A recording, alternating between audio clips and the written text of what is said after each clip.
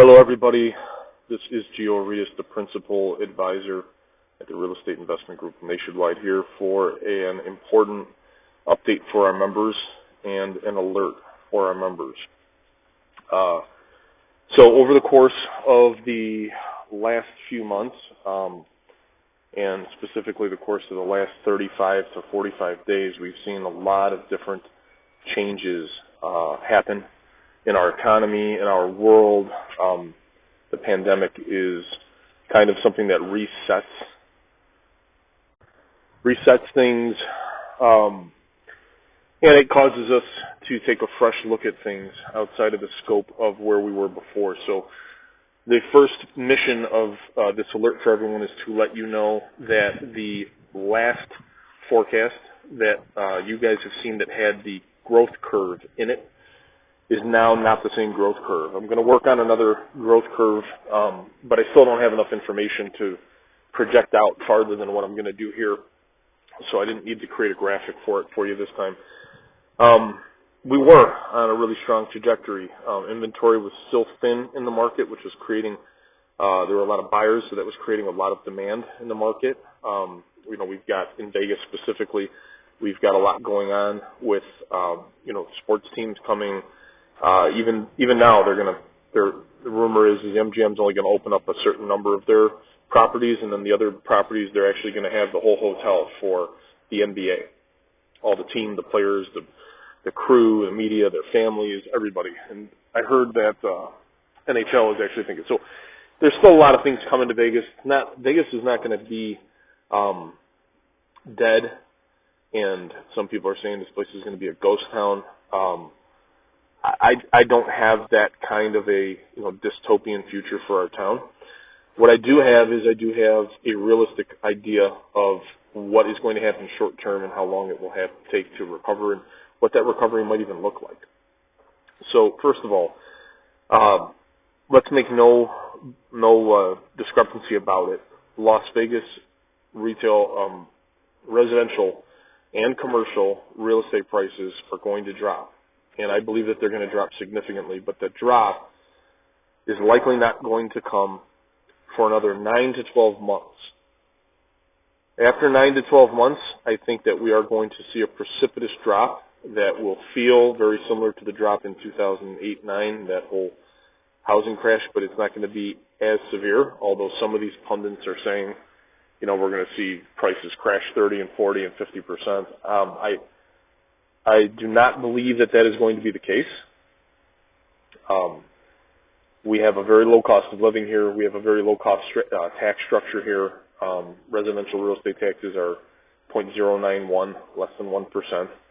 None of that's going to change, and homeownership is still very inexpensive here. What will change is the residential owner-occupied market is going to turn into more of a rental market. And that will affect residential real estate in the regard is there will be less qualified owner-occupant buyers out there. However, what you will see is a lot of cash in the market, and there will be a lot of investors looking to purchase properties. There already are. That's going to continue to increase for rental. And it's either a buy and fix and rent, or a buy and rent and fix with a 3-year horizon to then convert those properties out of cash flowing properties and turn them into flips. So I have a 3-year outlook on this right now. I think that it is going to take a minimum of 3 years for economy to have the same kind of momentum as it did a couple of months ago. Politically is a huge factor here, because we still have the Democrats versus the Republicans, and what's going to happen, to how our country is going to get back up on its feet and under what conditions until or unless there is a vaccine that's created and then is viably able to be populated into our market, replicated and then produced and populated. So there's always a wild card there that something could happen that is outside of the scope of what we can normally see. And so you also have to be very cautious for that regard, and I think a lot of people will. However, for those of you that are interested in selling your property. It's very important that you take a serious look at selling it soon, because in that period after or at around the 9-month mark, properties will start dropping in price, and that drop could happen fast. It could happen, I think it's going to precipitate because there's going to be panic, and so you will see a faster, larger initial drop. And then I think the recovery is going to take some time, because at that point we're going to be at the bottom of one of those curves that you've seen me send out to you. And if you haven't seen our last curve and you want to see it, or if you haven't seen it in a while and you want to see it again, just blast me an email and I'll send you a copy of it. But at that point, there's going to be mainly cash investors in the market. And this is exactly what happened 20 years ago with the 22 years ago with the, back in 2006, 2007, 2008, 2009, 12, 13 years ago, you're going to see that same kind of scooping up of properties. And our market is going to be a rental market. Now, why? Well, first of all, businesses, even as we enter phase one here and they get a little bit, get going a little bit, it's still operating at 50% of capacity, and I don't know if we're ever going to get back to 100% of capacity as it were defined as what we had going into this a couple of months ago, all the way up to March 12th or end of February, depending on where you lived. I don't know that we'd ever be able to get there. The kinds of things that they're saying are going to be reinstituted as the new norms to doing business are so separative and so cost prohibitive. I mean, they're very expensive that they're having us do here in Las Vegas. Things are really expensive. These casinos, where a lot of our revenue, from the tourist industry, comes into play to keep our city going and keep workers employed. At best, they're going to have a 50% opening, which I have given this a lot of thought, and I've spoken to people in our network. I believe it's going to cost the casinos more to make 50% than it did before, because you're only allowed a certain number of people at the tables, and it's like 3 at a blackjack table, 6 on a dice table. They're arguing to make it 10. Poker, all the real income-producing games are all going to be cut in 50%, and that's going to be a physical cut. There's going to be people. You're going to have screens between you, glass screens all over the place. We're all going to be talking behind bank teller windows. And that's the way that they're producing this to be open. And so here's the problem. It's not that, and also nightclubs aren't going to be open.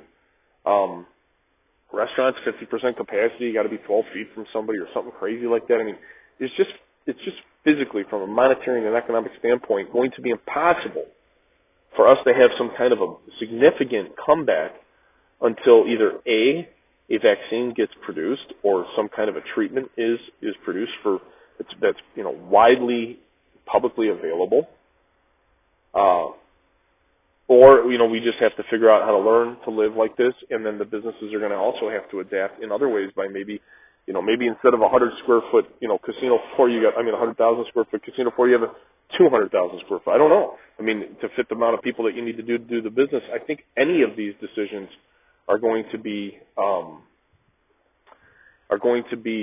considered, and they're all going to be expensive. And I think mom and pops are going out of business, and so that end up kind of traveling in now to the commercial realm of how does this affect the commercial business? Well, regardless of these payment loans, payroll loans, the PPPs, and all this stuff that's meant to be spent and taxed, and meant to be spent, on payroll tax. They want to show that, people are working. They want the numbers to be high. And I think that it doesn't matter as much. I think it's a Band-Aid and a short-term lifeline that is going to crash. And I think we're already seeing it in the malls. We're seeing, the biggest mall owners in the world right now can't keep their square footage rented because you got all these big boxes filing bankruptcy. Lord & Taylor, JCPenney, Macy's, all these there's a couple of other really big ones too. And I think that's going to happen more and more. So commercial real estate on a small level, I don't think moms and pops are going to be able to survive this, guys. I'm really sorry to hear that, but I think that a huge number of people, especially startup businesses, although startups might have a small advantage in the mom and pop restaurant space or retail model, if you could figure out a way to provide curbside service and, start running your business like a, brick and mortar Amazon, where you can just bring people can order online. I don't know, it cuts out a lot of your market. Older people like to go shop. They don't like to shop on their phones, cutting out a, big part of their regular cash spending, people that are living paycheck to paycheck. So I don't think that it's going to be a significant effect. I think we're going to lose some population. Construction and infrastructure is still really strong, though, but from a commercial real estate standpoint, I think ROIs are going to go down. So landlords, if you have a property and you need to fill it, you're going to have to start thinking sideways. Anybody that has something and wants to have a conversation with me about how to think sideways, some of the things that I'm seeing going on, feel free to contact me. We can set up a call. So ultimately, fix and flippers, I would wait.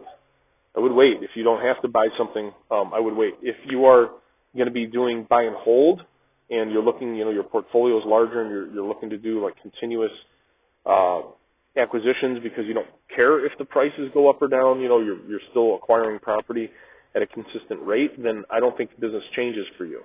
I do think you're about to get better prices. Buyers, I think, are going to start having a little bit better prices, and cash buyers and qualified buyers are going to be a premium. I think you're going to be able to demand, over time especially, you're going to be able to demand better prices because I think that initially these sellers are going to be in shock. It's been a seller's market for so long. All these homeowners and investors that have properties on the market are going to get slaughtered because these people just aren't going to have jobs. 50% capacity in anything is going to cut your workforce down a significant amount. I don't know if it's going to be equal or not, but there are going to be, a significant amount of people that are just not going to have a job anymore, and that, might even be irrelevant in our market temporarily. So anywhere they go, they're going to, end up having to either downgrade a job or go out and change careers or change paths, and you might see an adaptation, but I don't see that happening in a positive way for until beyond 3 years. I think anybody that lives out here, we are in for a long haul, folks. It's going to be a great time to buy coming up. So if you don't know people that can do hard money loans, contact me. We have a really healthy list of those that are writing right now, that are still writing. We've got our finger on the pulse of a lot of things. So that's generally what my take is. Fix and flippers, hold off. Start getting your cash, getting your finances in order.